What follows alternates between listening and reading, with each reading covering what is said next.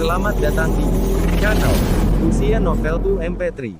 Sebelum lanjut, tolong luangkan waktu untuk subscribe, like, dan komen. 176. Di Balai Kota Changshan.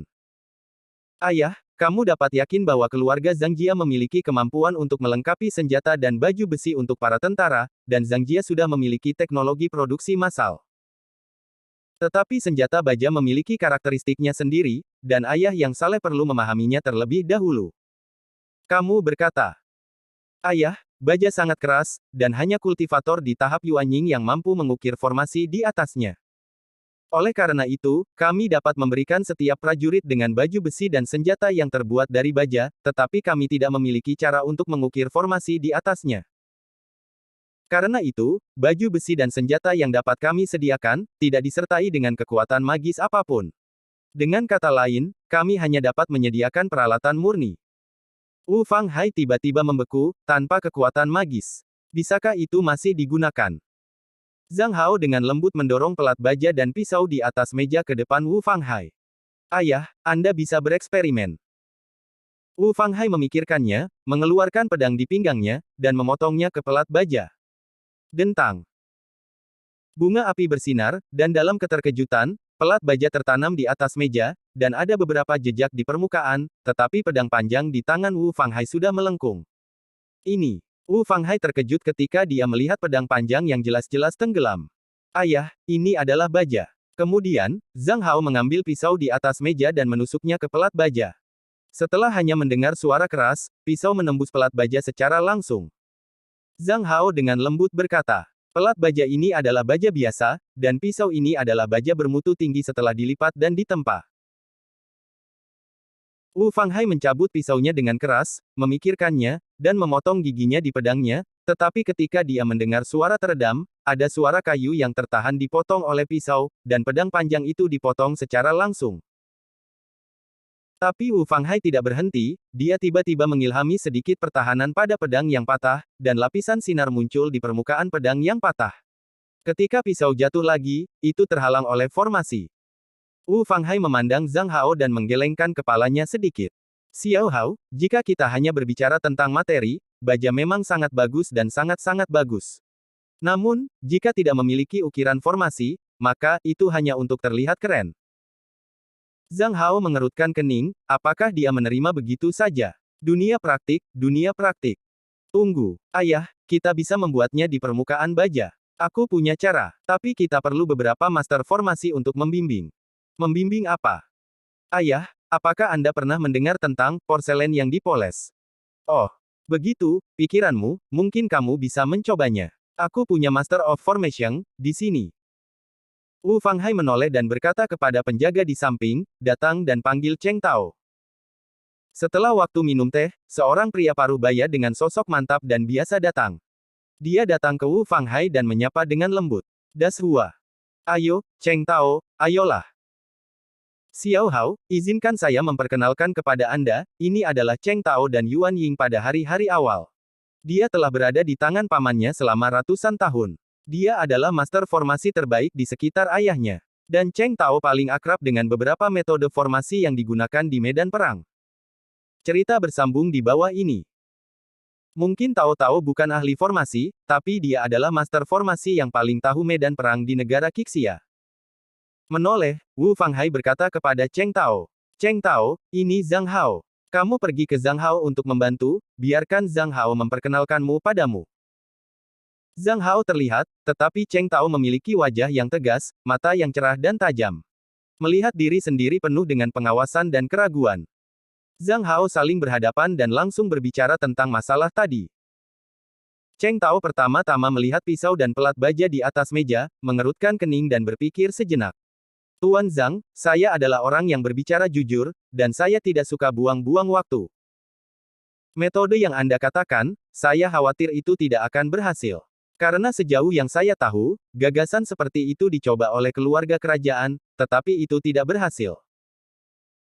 Belum lagi hal lain, hanya mengatakan bahwa jika Anda ingin memecat porselen, Anda membutuhkan api asing berskala besar yang stabil dan stabil.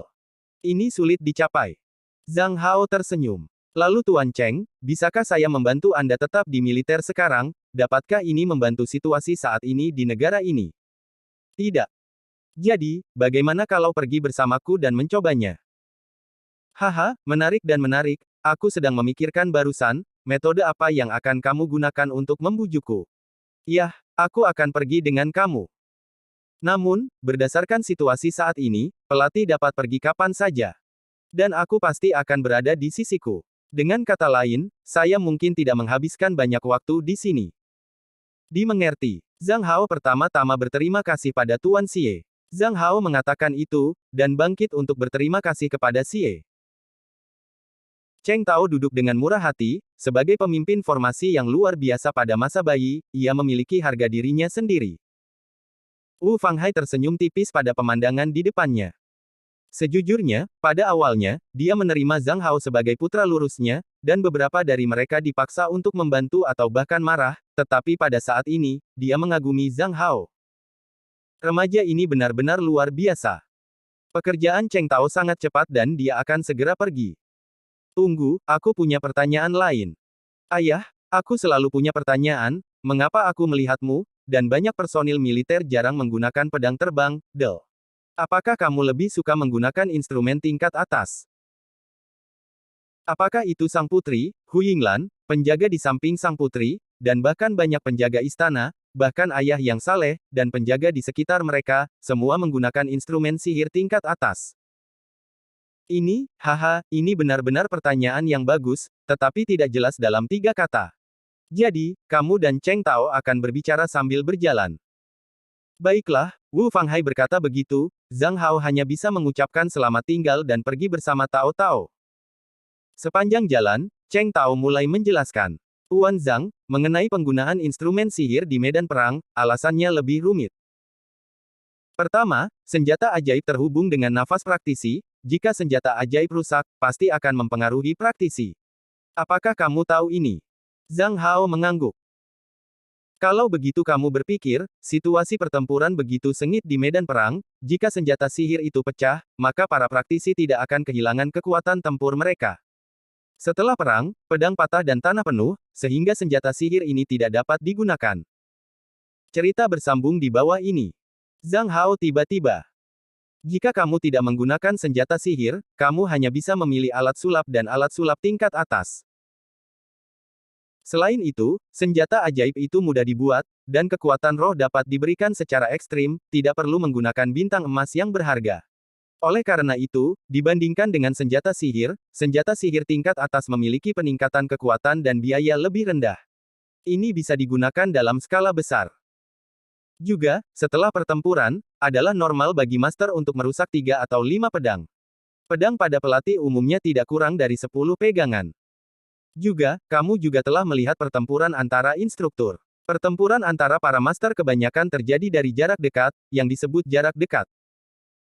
Dalam huru-hara, kecepatan menggambar pedang jauh melebihi waktu menawarkan senjata sihir. Jika keduanya ditembak pada saat yang sama, saya takut bahwa orang yang menggunakan senjata ajaib baru saja dikorbankan, dan itu sudah diambil oleh burung hantu. Pada saat ini, Zhang Hao memikirkan pertempuran antara Putri Liu Xinyu dan He Dongqi. Pedang terbang He Dongqi terus dipompa oleh Liu Xinyu, dan kemudian He Dongqi hanya bisa bertarung dengan tangannya yang malu dan malu. Akibatnya, He Dongqi di akhir Yuanying dikejar oleh Liu Xinyu di tengah Yuanying. Pada saat ini, pemahaman Zhang Hao tentang dunia bahkan lebih mendalam. Setelah mendengarkan Cheng Tao, Zhang Hao tiba-tiba mengangguk. Terima kasih, Master Cheng, untuk memecahkan teka-teki. Ternyata yang terbaik adalah yang terbaik. Cheng Tao memandang Zhang Hao dengan heran, dan mengangguk. Iya, yang benar adalah yang terbaik. Sama seperti baja Anda, jika itu murni bahan roh itu sendiri, itu memang roh terbaik yang pernah saya lihat. Materi, tapi itu juga bahan roh limbah terbanyak yang pernah kulihat. Tetapi roh Anda, saya pikir, mungkin digunakan sebagai perisai, baju besi dan pertahanan lainnya, dengan efek yang tak terduga. Zhang Hao menggelengkan kepalanya. Keluarga Zhang bekerja sangat keras dan sangat beruntung menemukan baja. Saya tidak mau hanya membela. Tuan, pertahanan, tidak ada cara untuk menyelamatkan negara. Pertahanan terbaik adalah ofensif. Hilang untuk waktu yang lama. Cheng Tao tiba-tiba terdiam. Setelah beberapa saat, dia menghela nafas perlahan. Kamu benar, pertahanan jangka panjang akan kalah. Jadi, Master harus menemukan solusi untuk metode pembentukan segel besi. Aku mencoba yang terbaik. Cheng Tao mengucapkan kata-kata yang sangat berat.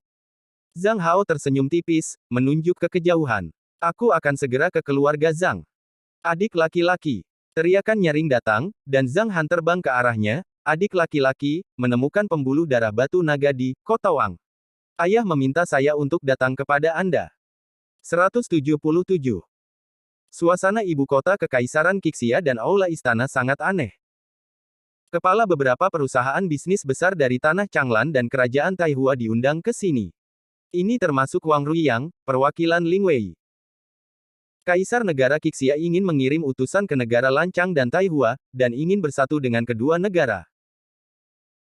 Ya, negara Qixia dan 6 negara barat lainnya telah bergabung dengan ekspedisi timur untuk berperang melawan negara Changlan dan negara Taihua.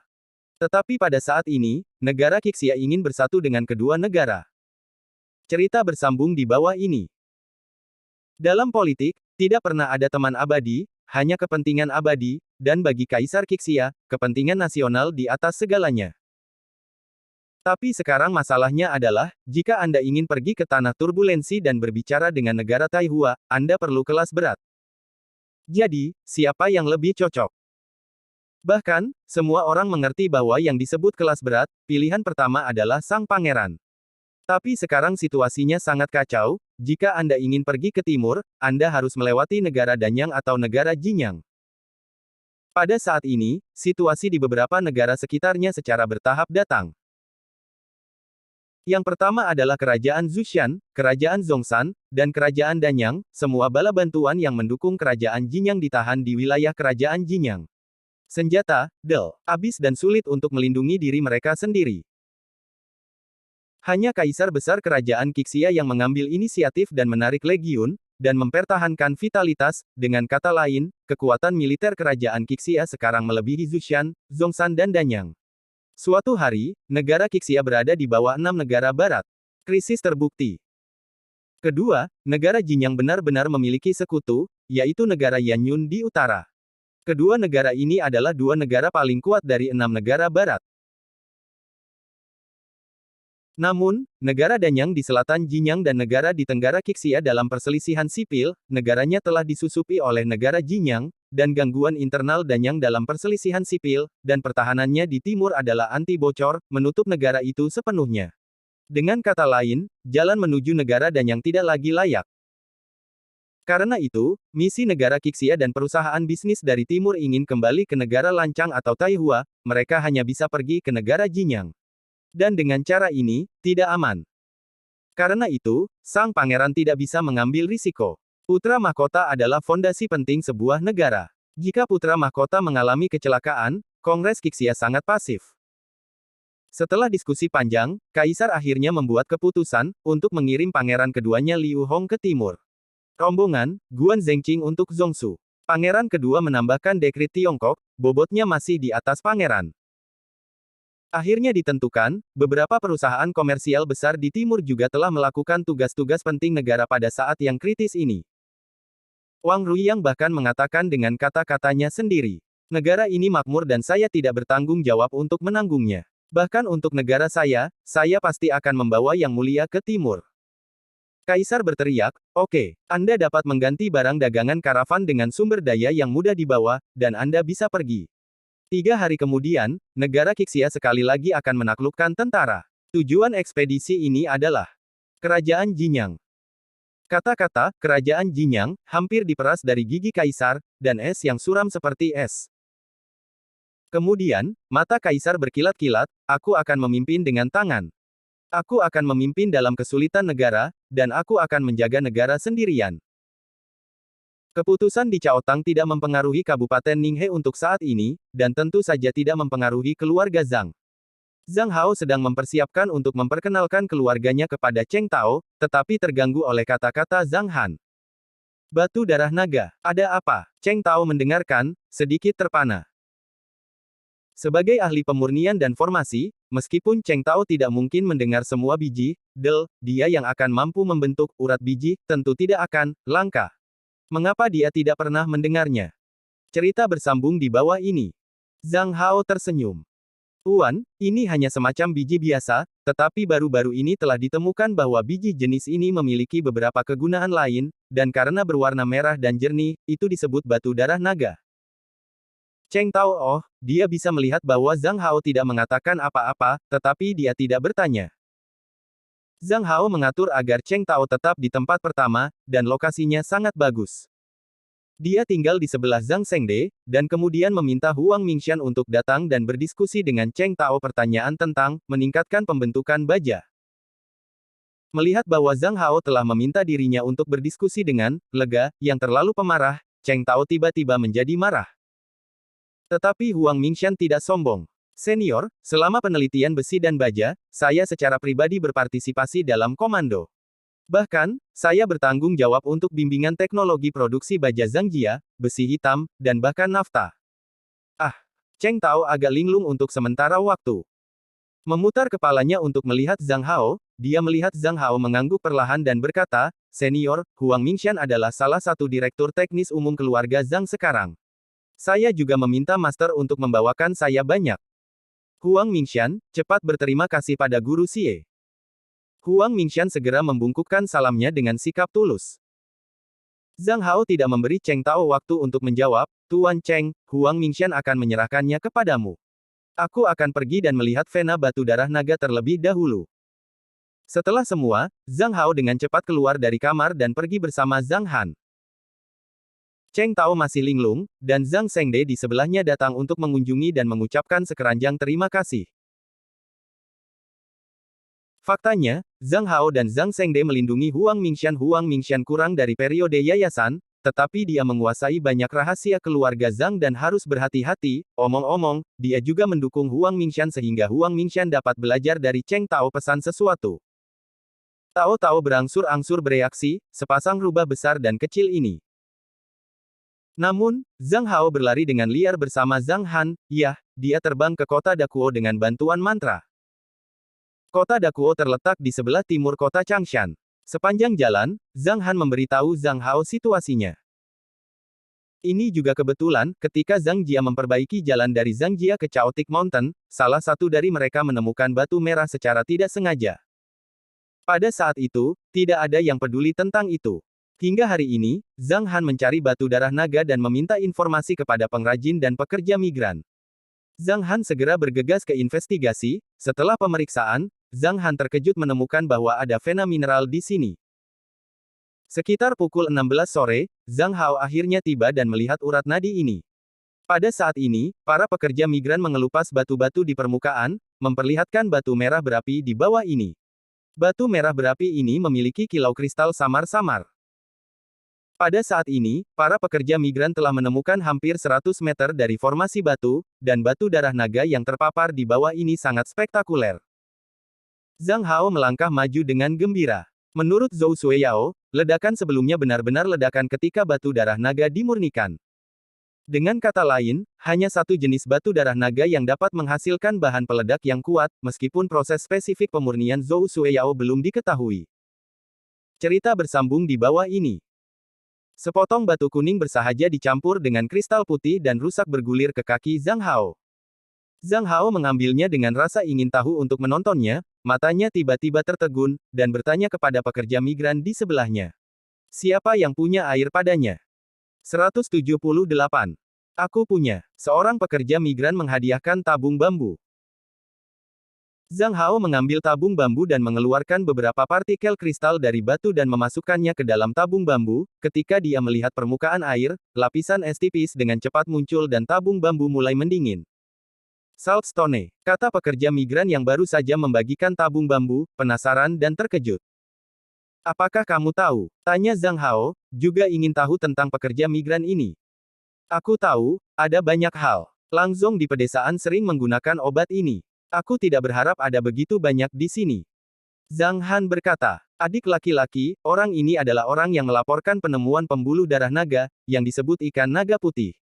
Nama keluarga itu putih, dan namanya adalah ikan naga. Arwana putih. Penasaran tentang namanya, mengapa Anda tidak menyebut nama emas? Nah, di mata penduduk setempat, ini adalah nama baik dengan aturan reguler. Putih berarti bahwa nama keluarga tidak dapat diubah, ikan naga berarti melompat gerbang naga. Arwana putih. Zhang Hao merenung sejenak, dan bertanya sambil berjalan ke depan. Arwana putih, apakah kamu melek huruf? Tentu saja, aku adalah guru di desa. Kali ini, pekerja migran di 4 desa di sekitarnya dipimpin olehku. Oh. Zhang Hao menoleh ke Bai Longyun karena terkejut, dan mengangguk pelan. Nama, ikan naga putih, jelas melampaui tingkat pendidikan penduduk desa biasa. Setelah merenung sebentar, Zhang Hao tiba-tiba berkata, ikan naga putih, menurut Anda, apa hubungan antara batu darah naga dan sendawa? Zhang Hao mengambil sepotong biji yang setengah merah dan setengah putih. Biji ini adalah setengah Dragonstone dan setengah sendawa putih, ada transisi di tengah, dan merah secara bertahap memudar. Bai Longyu melihatnya sebentar dan berkata, Tuan, saya pikir sendawa ini lebih seperti batu darah naga berubah setelah kehilangan sesuatu. Angin ini meniupkan matahari, dan batu permukaan mungkin sudah, lalu, batu laut kering itu busuk. Seperti pakaian ini dan seterusnya, setelah paparan yang lama, itu akan memudar. Ini cuaca. Zhang Hao tersenyum, tetapi menatap mata Bai Longyu, tetapi penuh dengan keheranan. Orang ini memiliki nilai pelatihan. Dibandingkan dengan menggali tembok, Zhang Hao berharap untuk melatih bakatnya sendiri. Orang seperti itu, setia. Lapuk. Bai Longyu mengerutkan kening untuk waktu yang lama, dan wajahnya menunjukkan senyum cerah. Kata ini sangat bagus. Zhang Hao menatap Bai Longyu sambil tersenyum. Apakah kamu benar-benar mengerti? Jika kamu tidak memahaminya, jangan menamparnya. Hei, Tuan bijak. Zhang Hao berjongkok untuk mengamati di zona transisi antara batu naga dan sendawa, dan pada saat yang sama, dia menggunakan teknik identifikasi yang tidak terlalu terampil. Identifikasi memerlukan akumulasi pengalaman. Zhang Hao hanya mengidentifikasi besi hitam sebelumnya, dan ini adalah pertama kalinya batu darah naga ini diidentifikasi. Tetapi dengan bantuan berbagai perasaan penilaian, seseorang dapat secara kasar menilai beberapa informasi dasar. Cerita bersambung di bawah ini. Teknik penilaian ini lebih seperti mata elemen sejati atau tentakel elemen sejati. Ia menggunakan elemen sejati untuk mendeteksi sifat internal materi. Zona transisi ini, apakah itu batu naga atau sendawa, mengandung banyak kerikil. Setelah menilai sebentar, Zhang Hao secara bertahap menambahkan spekulasi mengejutkan di hatinya. Sendawa dan batu darah naga ini harus memiliki komposisi, bahan, yang sama, tetapi batu darah naga memiliki lebih banyak energi. Dengan kata lain, batu naga ini adalah roh yang aneh. Perbedaan terbesar antara dunia ini dan dunia lain adalah keberadaan Reiki, dan sekarang tampaknya Reiki terkait dengan neutron. Apakah itu berarti bahwa dalam keadaan tertentu, salpetre dapat menyerap aura, dan tampaknya bereaksi dengan aura? Sekarang tampaknya aura di batu darah naga dan aura di batu roh adalah dua keadaan yang berbeda. Apakah ini hubungan antara es yang mudah terbakar dan es biasa? Setelah angin dan matahari, dan batu naga lapuk, itu menjadi sendawa lagi. Zhang Hao berusaha keras untuk mengingat kembali pengetahuannya yang sedikit, tetapi sebagian besar diubah menjadi guru. Saya hanya ingat bahwa komposisi unsur dasar salpetre adalah nitrogen, oksigen, kalium atau natrium, tetapi dalam keadaan mineral, seringkali ada karbonat dalam sendawa, kotoran. Tidak ada jumlah, saya tidak ingat. Tapi itu tidak masalah. Kali ini, tampaknya membuka pintu baru bagi Zhang Hao. Dunia ini, sangat menarik. Setelah mungkin menentukan komponen utama dari batu darah naga, Zhang Hao penuh kerinduan untuk bubuk mesiu baru. Hanya kekuatan ledakan batu darah naga yang begitu mengerikan, jika dilengkapi dengan benar. Pikirkan Zhang Hao bersemangat. Mengambil napas dalam-dalam, Zhang Hao menenangkan dirinya dan menoleh untuk melihat ikan naga putih di sebelahnya. Ikan naga putih, jika Anda ditunjuk sebagai penanggung jawab tambang ini, berani Anda melakukannya. Bai Longyu langsung pusing oleh Smash Pai yang pusing. Dia hanya mengikuti Zhang Hao langkah demi langkah, juga sedikit berpikir, tetapi tidak berharap tuan muda akan bertanya. Tetapi kadang-kadang, beberapa orang hanya bisa mengambil kesempatan, dan ikan naga putih segera bertaruh untuk bersumpah ke langit, bersumpah untuk bertahan di sini. Zhang Hao mengangguk. Tidak perlu bersumpah untuk membela, biji akhirnya biji, dan akan efektif setelah diproses. Anda hanya perlu memastikan keselamatan pekerja dan manajemen yang ketat. Jangan semua orang mengunyah lidah mereka dan sebagainya. Mengerti, penjahat itu mengerti. Zhang Hao memandangi ikan naga putih, lalu kamu akan mengumpulkan semua pekerja migran. Katakan kepada semua orang bahwa akan ada 5 kali upah. Tapi kamu harus menandatangani kontrak, setidaknya 10 tahun.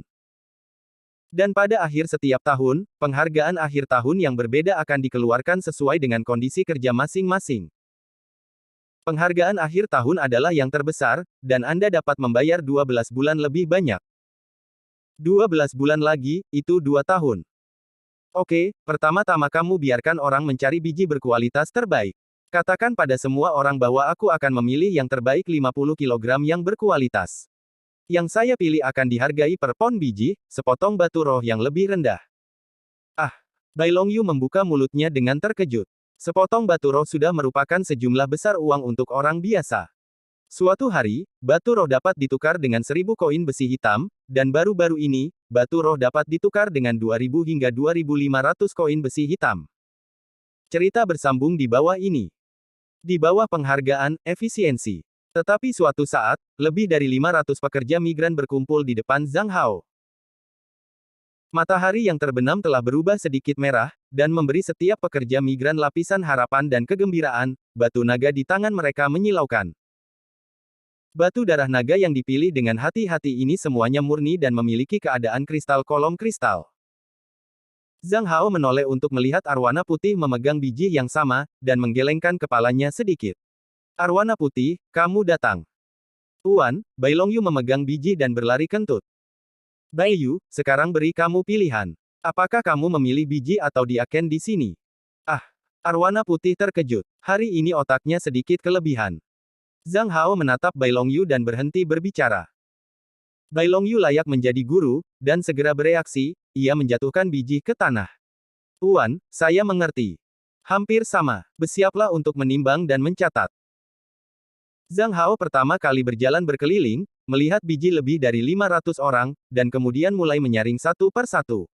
Zhang Hao memilih dan hanya memilih yang terbaik, bentuk paling jernih dan paling sempurna. Untuk setiap bagian yang dipilih, Zhang Hao memberikan komentar sederhana untuk meyakinkan semua orang. Bai Longyu tidak tahu di mana mendapatkan skala sederhana, yang tidak terlalu akurat, tetapi Bai Longyu juga menemukan pikiran Zhang Hao saat ini. Tidak penting apakah skalanya akurat atau tidak. Proses ini penting. Dan Bai Longyu sedikit pintar, ia memilih standar desimal skala terbaru, daripada jenis tradisional, setengah kati 2. Tuan, 2 orang ini. Kurang dari kati, kirim 600 koin besi hitam. Tuan, ini kati. Kirim batu roh, ditambah 400 koin besi hitam. Menguasai. Keduanya datang dan dengan cepat memilih 50 pon biji, dari lebih dari 500 orang, lebih dari 150 dihargai. Ketika Zhang Hao dan Zhang Han kembali ke rumah mereka sudah menggunakan lentera untuk pertama kalinya, mereka pergi menemui ayah mereka terlebih dahulu. Zhang Hao pergi ke halaman yang indah di sisi barat. Memasuki gerbang, Zhang Hao melihat bahwa Zhou Xueyao diam-diam memilah-milah buku-buku dan bahan-bahan yang dibawa dari Xinglin Hall. Beberapa pelayan yang didistribusikan ke Zhou Xueyao oleh keluarga Zhang sedang menjaga kebersihan mereka. Zhang Hao berdiri di pintu, tampak sedikit terpesona. Di bawah cahaya terang, sosok serius dan sibuk Zhou Xueyao memiliki keindahan intelektual yang tak terlukiskan. Rambut panjang hitam mengalir dan gaun putih polos membentuk kontras yang tajam, tenang dan lembut. Dan masih banyak lagi. Zhou Xueyao tiba-tiba berbalik, mata cerah menatap Zhang Hao dengan ganas. Tiba-tiba tangannya di pinggulnya, Jiao Qi. Datang dan bantu. Zhou Xueyao, yang sibuk, memiliki sedikit keagungan, apa posisi untuk menaruh informasi, dan Komandan Zhang Hao berputar-putar, dan akhirnya dia duduk dan membiarkan pelayan memukuli punggung, mengarahkan Zhang Hao sibuk. Zhang Hao memiliki garis hitam, tetapi untungnya tidak banyak. Ketika dia sibuk, dia duduk di sebelah Zhou Xueyao dan mengeluarkan beberapa batu darah naga yang indah dari cincin penyimpanan. Xueyao menemukan urat mineral. Cerita bersambung di bawah ini. Ada sedikit senyum di wajah Zhou Xueyao. Setelah melihat batu darah naga, secara bertahap menghilang. Melihat ini, Zhang Hao dengan cepat mendorong pelayan kembali. Ketika pelayan pergi, Zhou Xueyao tiba-tiba menghela nafas. Apakah kamu benar-benar ingin belajar obat pembunuh ini? Melihat mata Zhou Xueyao yang bingung dan menyakitkan, Zhang Hao perlahan bangkit dan berjalan di belakang Zhou Xueyao dan dengan lembut memeluk bahunya yang kurus. Xueyao, ini bukan obat pembunuh. Ini juga obat untuk menyelamatkan orang. Obat kuno digunakan untuk memberi orang tubuh yang kuat. Dan sekarang bahan peledak itu akan memberi orang senjata melawan kejahatan. Sebenarnya, saya berpikir, latihan ini adalah tentang mengatakan, yin dan yang, Anda melihat eliksir dan bahan peledak. Aku bisa menarik. Zhou Xueyao menangis, hanya setetes air mata tergantung di sudut matanya. Tidak, apa yang saya katakan itu benar. Zhang Hao tampak serius. Wajah Zhou Xueyao sedikit kemerahan, dan beberapa buru-buru menyingkirkan cakar Zhang Hao untuk berlari. Lalu aku akan memperbaiki batu naga ini. Tunggu, Xueyao, aku punya ide. Metodemu sebelumnya untuk memurnikan batu darah naga dengan tungku alkimia mungkin salah, batuk bukan satu-satunya cara. Zhou Xueyao akimbo lagi, mengungkapkan pinggang rampingnya. Oke, apa lagi yang kamu miliki? Itu, aku hanya punya ide yang kabur. Aku ingin menggunakan air untuk melarutkan biji, dan kemudian mengekstrak esensi biji seperti garam laut rebus. Bisakah batu itu larut? Jika kamu mencoba, kamu akan tahu. Ayo, mari kita mulai sekarang. 179. Ini gelas kimia, ini tabung reaksi, ini batang pengaduk, ini adalah termometer, keseimbangan, berat, sebuah obor nafta. Sejumlah peralatan eksperimental dipindahkan dari Huang Mingshan semalam, dan Zhang Hao menjelaskannya kepada Zhou Xueyao. Pada awalnya Zhou Xueyao masih penasaran, tetapi lambat laun dia serius. Dia bisa melihat bahwa hal-hal ini sangat bermanfaat. Zhang Hao memperkenalkan sebentar, dan kemudian tersenyum. Ayo, mari kita mulai eksperimen. Ambil sepotong air biasa, pegas roh tingkat rendah, pegas roh tingkat menengah, dan pegas roh tingkat tinggi, 100 ml. Giling batu naga dan aduk rata. Masukkan 10 gram bubuk di setiap gelas dan aduk perlahan dan merata. Aduk, terus tambahkan, panaskan. Dunia yang sama sekali baru terbuka perlahan di depan Zhou Xueyao. Adapun Zhang Hao, ketika percobaan berlangsung, dia juga punya beberapa kejutan di hatinya. Tampaknya batu darah naga ini harus dimutasikan, sendawa. Beberapa keping batu muncul di bagian bawah gelas kimia, tetapi solusi yang melarutkan batu darah naga menunjukkan warna merah yang luar biasa. Pada akhir percobaan, Zhang Hao menemukan bahwa lingkuan bermutu tinggi paling melarutkan garam. Ketika dipanaskan hingga 90 derajat, 100 ml cairan sebenarnya melarutkan lebih dari 300 gram bubuk batu naga. Kemudian, cairan disaring, dan kemudian dikondensasi dan dikristalisasi, dan kristal merah darah yang lebih transparan secara bertahap mengendap di bawah gelas kimia, warna larutan juga secara bertahap memudar. Lihat, ini sudah dimurnikan. Zhang Hao menunjuk ke kristal di bagian bawah gelas kimia dan berkata kepada Zhou Xueyao dengan sedikit bangga.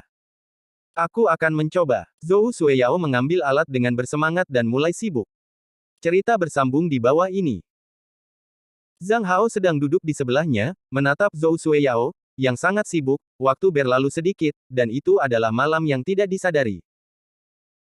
Dengan raungan samar ayam di kejauhan, Zhou Xueyao telah memperhalus 50 jin yang dibawa oleh Zhang Hao menjadi sekitar 40 jin kristal murni. Sepanjang malam, Zhou Xueyao telah menguasai konsep kurva disolusi dan mengetahui presipitasi dan kristalisasi.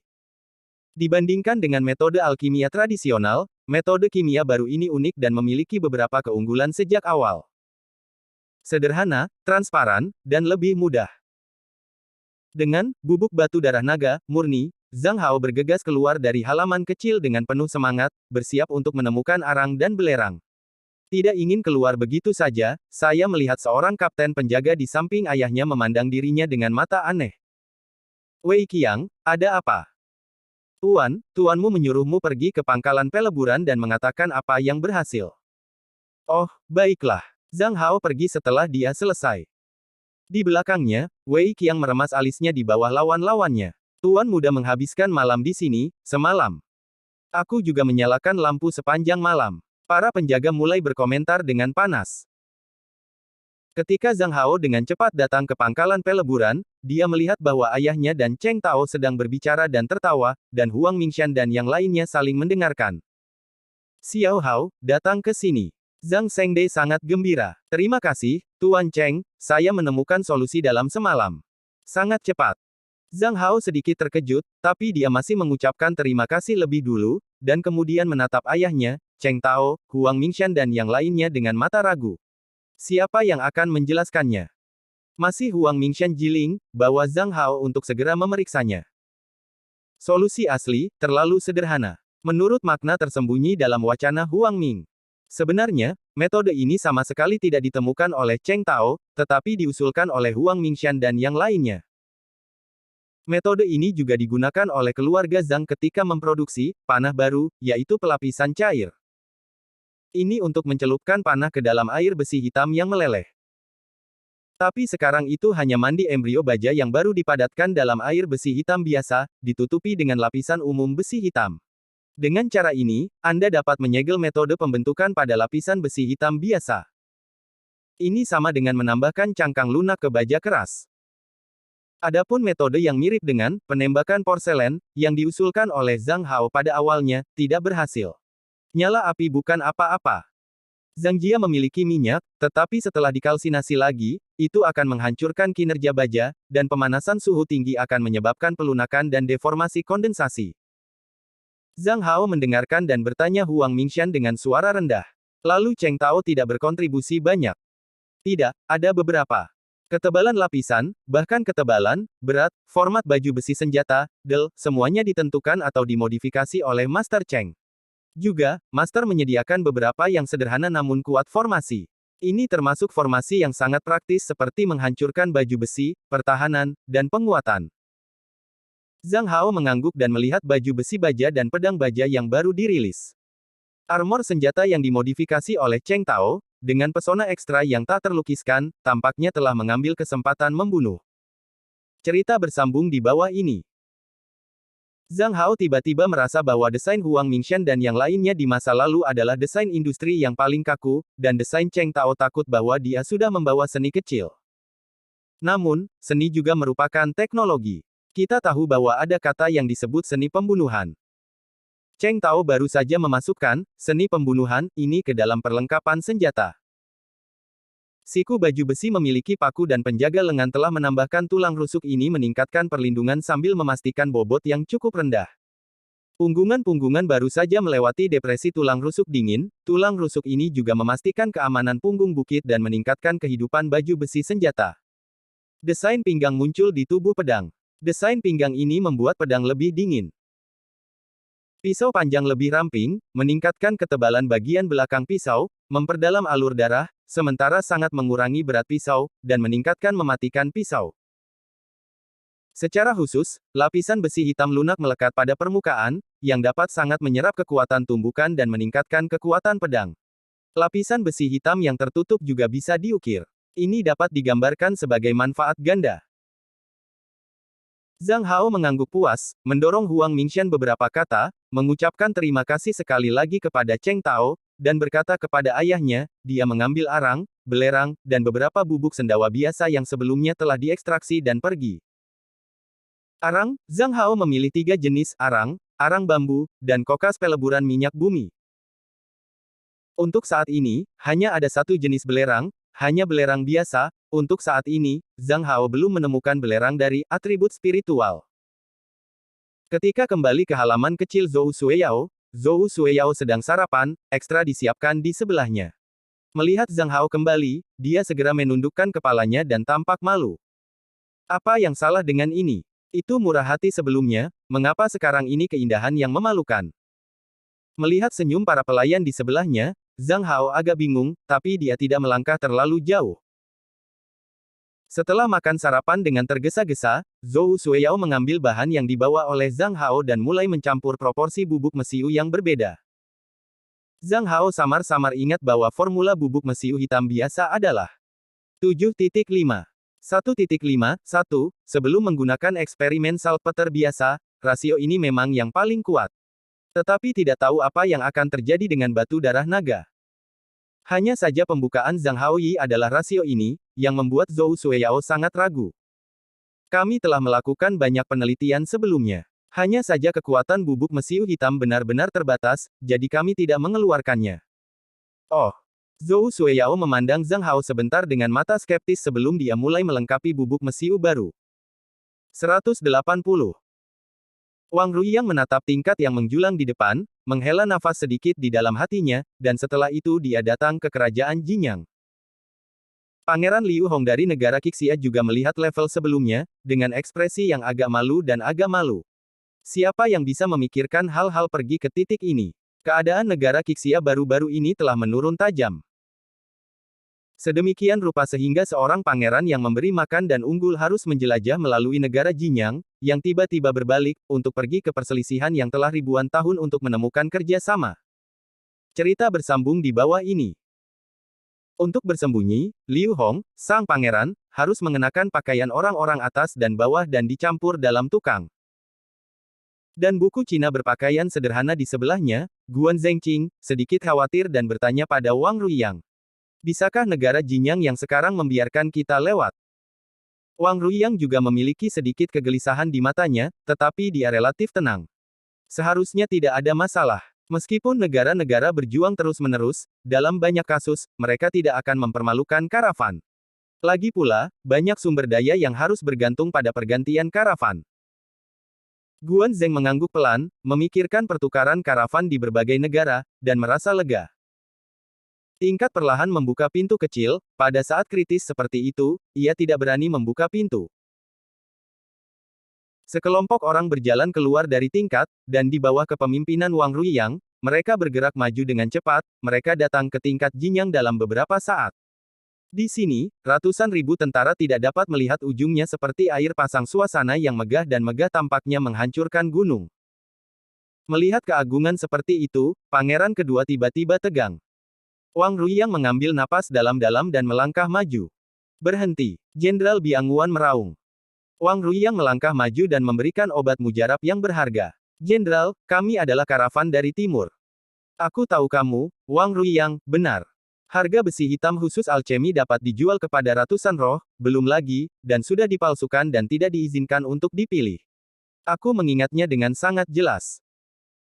Oh, 10 tahun yang lalu, saya masih seorang jenderal di sebelah Jenderal Huqi, tapi saya masih ingat wajah Anda. Penjaga toko Wang, Anda begitu megah pada saat itu, bahkan Jenderal Qijia kami berani memarahi. Wang Ruiyang menemani wajah yang tersenyum, dengan lembut menggosok kura-kura kecil Jasper di tangannya, apakah sang jenderal mengingatnya dengan benar? Wang Ruiyang saya melakukan satu hal, dua hal, tidak pernah menyalahkan siapapun. Adapun Suanti, rasanya seperti itu ketika kami membelinya dari timur. Karena itu, apa yang dijual kepada Anda utuh. Jenderal itu mencibir. Wang Ruiyang, jangan pura-pura, kamu. Jenderal, ini sedikit peduli, kata Wang Ruiyang sambil menjejali jenderal itu dengan obat mujarab, tetapi tidak ada yang menemukan bahwa kura-kura kecil di tangan Wang Ruiyang telah membuka matanya dan pupilnya sedalam jurang, mencerminkan sosok jenderal.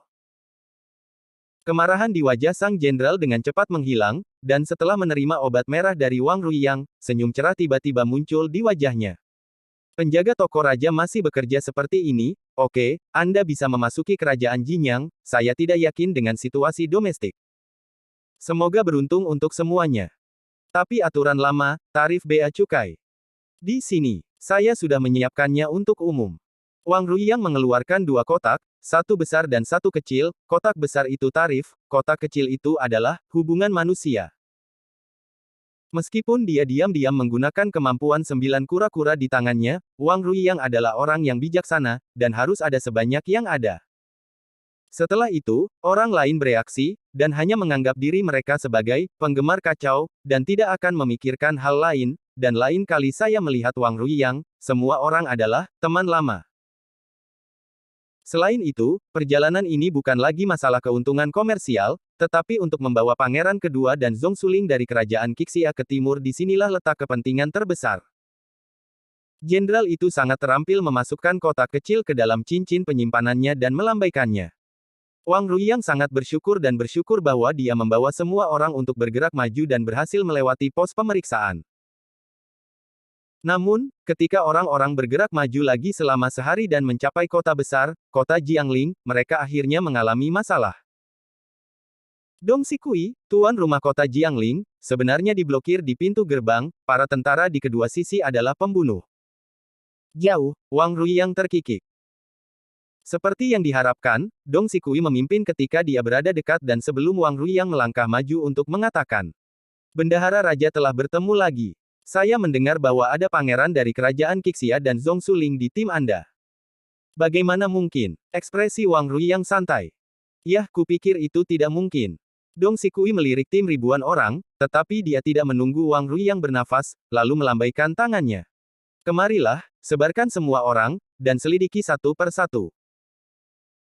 Dengarkan aksen dan lihat apakah ada kapalan di tangan Anda, juga perhatikan bahwa jika ada pangeran atau Zhong Suling, bahkan jika mereka mengenakan pakaian goni di luar, blusnya akan sangat mahal. Wang Ruiyang bersumpah dengan dingin. Namun, selama waktu minum teh, pangeran kedua Liu Hong dan Zhong Zhengling Guan Zhengqing diseret di depan Dong Xikui. Keduanya telah dilucuti mantel mereka, mengungkapkan lapisan satin di dalamnya. Dong Xikui memandang Wang Ruiyang sambil tersenyum, bagaimana saya bisa menjelaskannya? Ah, orang-orang ini, bukan milik kita. Tapi kamu juga melihat pemilik kota. Kami memiliki ribuan karavan, selusin karavan, jika kamu secara tidak sengaja bergaul dengan orang-orang yang seharusnya bukan, sulit untuk dideteksi. Ini, hati kecil. Menamparkan. Dong Xikui menamparkan kotak itu di tanah dan mendengus dingin. Wang Ruiyang, set Anda tidak mudah digunakan hari ini. Tidak peduli apa yang Anda katakan, orang-orang yang menyimpan negara Qixia tidak akan pernah menjadi ringan. Karena kamu tidak tahu, aku tidak akan membunuhmu. Dengan cara ini, silakan tinggal di kota Jiangling sebentar dan menunggu sampai perang berakhir. Wang Ruiyang cemas, Tuan Dong, lihat ini. Jika kita tinggal di sini dan pergi, siapa yang akan membantu sumber daya negara Jinyang? Hei, bahkan jika aku membiarkanmu kembali sekarang, kerajaan Taihua dan negara turbulensi juga tertutup. Jadi, kamu dapat hidup di sini dengan pikiran tenang. Tentu saja, jika kamu berani melarikan diri, dengan risikomu sendiri. Wang Ruiyang menarik napas dalam-dalam, tiba-tiba cahaya yang kuat muncul di matanya, membuatnya sulit untuk keluar. Dong Xikui tidak punya waktu untuk bergegas dan buru-buru menghindar, tetapi Wang Ruiyang dengan cepat bergegas di depan Zhong Suling Guan Zhengqing, meraih Guan Zhengqing dan dengan cepat melarikan diri. Pada saat yang sama, pasukan Wang Ruiyang pecah hampir pada saat yang sama, dan keterkejutan gila mereka membuat Dong Xikui bergegas kembali terus-menerus. Dari kejauhan, suara Wang Ruiyang datang. Semuanya, larilah. Kalau tidak, kalian semua harus mati. Bajingan. Wang Ruiyang, brengsek. Seseorang dalam tim memarahi, tetapi melarikan diri dengan liar. Sekarang situasinya adalah, berjalanlah sebanyak mungkin orang. Wang Ruiyang memahami dalam hatinya bahwa pendidikan wajib sekarang akan menyampaikan makna negara Qixia dengan segala cara, dan menyampaikan informasi di sini. Kerusuhan yang tiba-tiba membuat Dong Xikui buta, dan menghadapi tuan-tuan yang telah melarikan diri dan tidak bisa mengejar, dia hanya bisa memerintahkan untuk menangkap sisa karavan. Pangeran kedua Liu Hong gagal melarikan diri. Bersambung. Nantikan kelanjutannya di channel YouTube Wuxia Novel 2 MP3.